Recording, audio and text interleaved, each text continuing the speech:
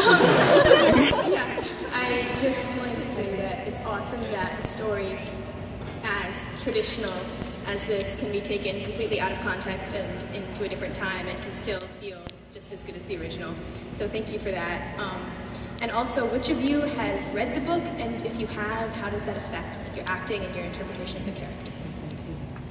It's a trick question. I have read the book.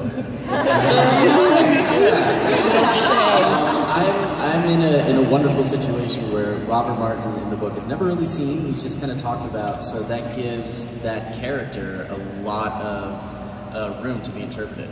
So B-Mart or like Robert Martin or whatever his name is in Clueless, like it's the character that you just kind of fool around with the most. And Travis, okay, all right.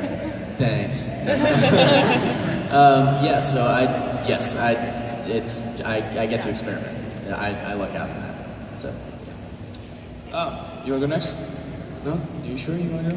Okay. I bought the book after. Well, because we didn't know that we were auditioning for. The two of us didn't know we were auditioning for Emma when we were doing it. So I didn't go and buy or do any research before because I didn't know what I would even be researching. But I bought the book after we started working on it, and then I kind of decided not to read it because I'd already seen some of the adaptations. I really liked how Paul Rudd played in Clueless. I think he was the only person I really pulled from a lot.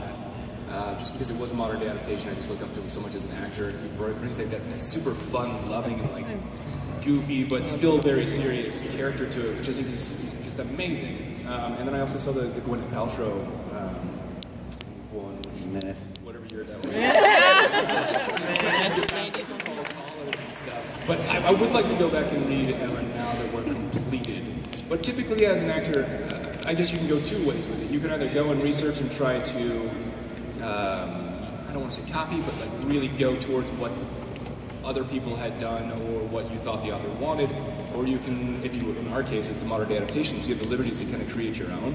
So I didn't want the book or any of the movies to really sway the way I was doing it, because I really enjoyed the Nightly that we had created as a team.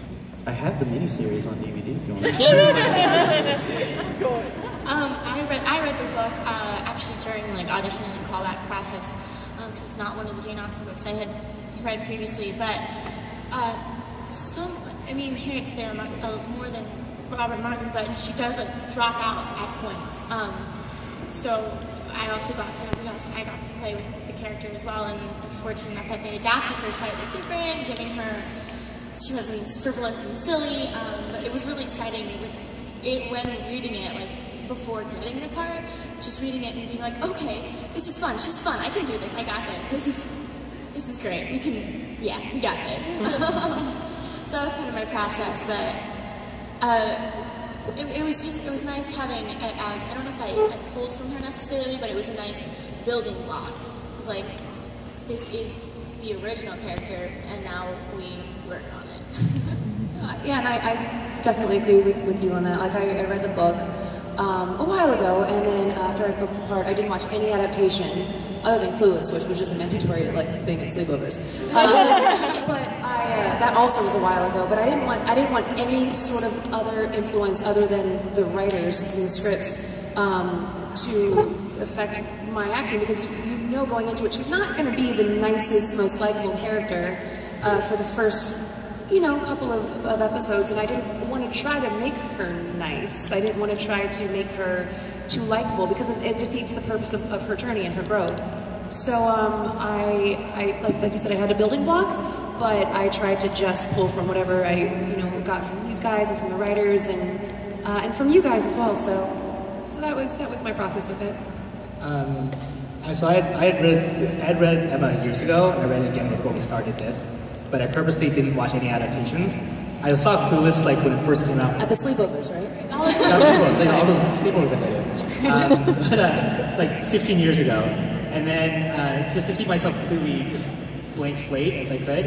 And then we saw Clueless at that drive-in like halfway through. And I watched it because I had not remembered it at all. And I was like, wait, that's how they did that? Like, that's how they did that? And they just got going through it.